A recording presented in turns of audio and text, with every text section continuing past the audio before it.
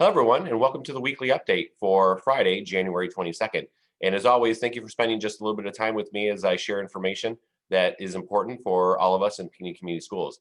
This week update doesn't have a whole lot of new information, but I do want to, as always, keep you updated with our latest COVID numbers and just bring some awareness to some other important aspects of our week. So let's go ahead and get started with our COVID dashboard. A couple weeks ago, I presented information that showed some good trends. Last week, we saw a spike of our daily rates going up to a little bit over 11% as a result of the holiday break. And I've got some good news as I share my screen here with you. And let's get this right here. And this is for Livingston County. And as you can see, the rate has dipped to 8.8%, which is almost a 3 percentage point drop since last week. So we're still continuing to see some good trends here in Livingston County.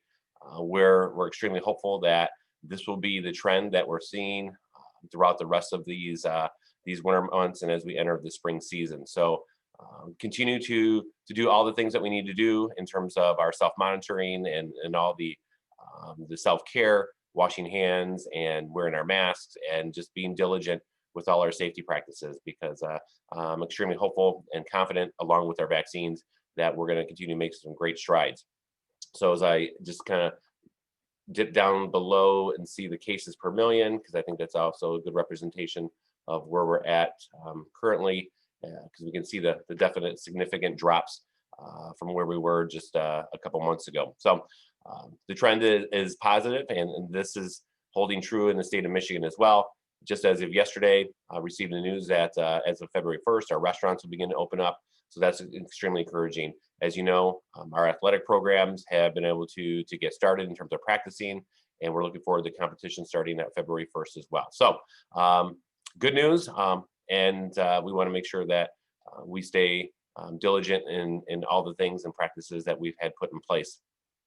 For us here in Peony Community Schools, we have had 5 new cases, unfortunately, this week that we do need to report. 4 are at the high school. 1 is a student at Farley Elementary. They're all students, so I need to let you know that.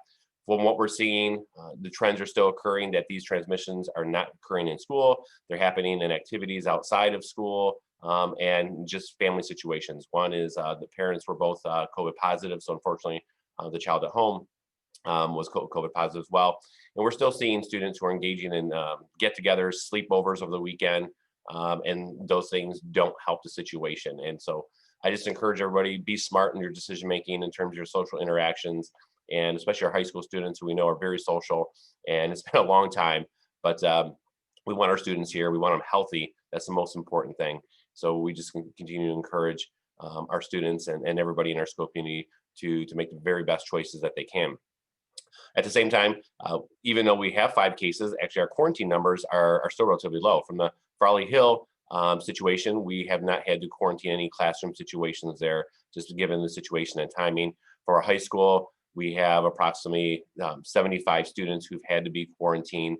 And so even though we've had 4 high school students there, I'm very fortunate that our numbers are still relatively low in terms of quarantine. And once again, we're hoping that the trends and the numbers and the cases continue to stay relatively and extremely low. So that's our COVID update on that front.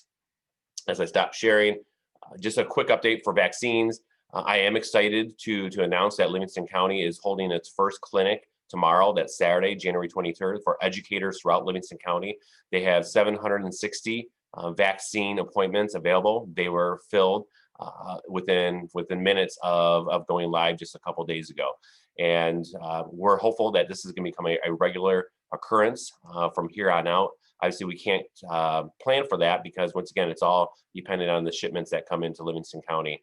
And obviously, there's also other groups that the health department is trying to take care of, our 65 and plus, our law enforcement folks, our dentists, and so there's just a lot of big groups here in Livingston County, but they are making education a priority, and I do really appreciate that.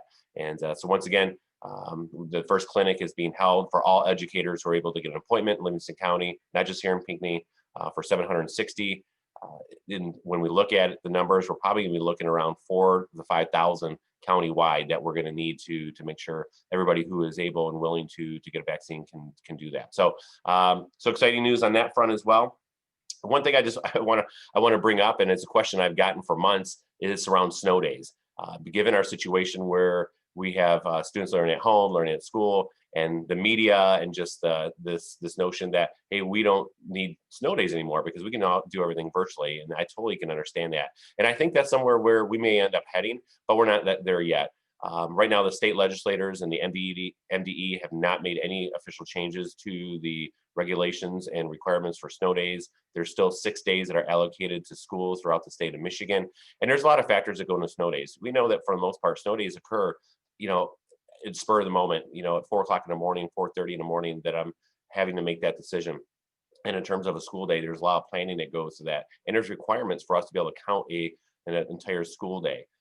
And there are a lot of variables that are playing a part into our teachers being able to provide instruction when students are home. Not all our teachers actually have the appropriate internet to be able to Zoom and to connect with kids at home. And on a snow day, it won't be realistic to have them have to come in to the building to be able to provide lessons via Zoom or digitally. So, and then also at the same time, not all our students have the capabilities in terms of computers. Our K-3 students don't take their computers home every day. And when snow day comes up, spur of the moment, we're just not prepared. But once again, I think that's something that we're going to aim and shoot for down the road. And I think this has been a great learning experience, and I think it'll help shape and mold the future. I do think that some changes will come, but for the time being, we're going to be moving forward with the practices and the protocols we had in place for snow days. We've had a great winter so far, relatively warm. We know that that can change very quickly here in the state of Michigan. So I just want to make sure that everybody is on the same page and has the same information as we move forward. I'm not hoping for a snow day. Love having the kids here at school, but once again, we just need to be prepared and make sure that we all understand what the expectations will be.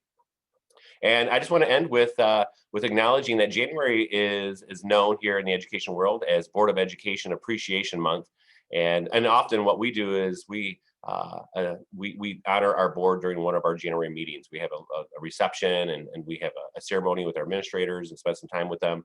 And unfortunately, because of our meetings are currently all remote, we're not going to be able to do that.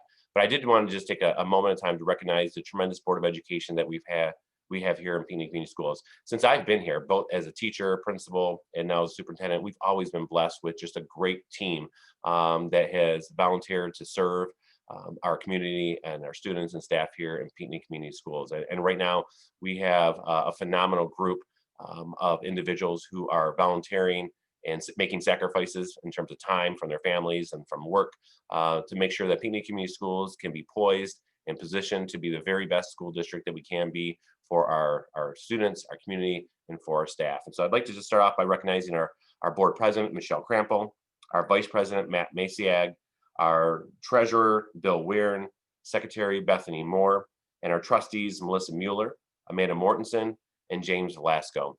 These individuals are all parents or have been parents of PCS students. They're actively involved. They're here for the right reasons. When they make a commitment to be on the Board of Education, it's a 6-year commitment. And we've been fortunate with individuals who've served up to 21 years on our board in past years. And so I just want to say thank you to the team that I had the honor of working alongside with. I couldn't ask for a more dedicated group of individuals who are looking out for the best interest of all your kids, my own kids, and for our community as a whole. So thank you. If you have an opportunity to see these individuals out in the community, make sure to say thank you to them, send them an email, because once again, we're very fortunate here in Community Schools to have such a group of adults who have high integrity, high morals, high ethics, and are here for the right reasons, which is our kids. So on that note, I want to wish everybody a fantastic weekend. Thank you once again for just spending a little bit of time with me on this Friday or Saturday or Sunday when you're able to watch this video. So I look forward to talking with you next week. Let's go Pirates. It's great to be here, and let's finish strong. Take care.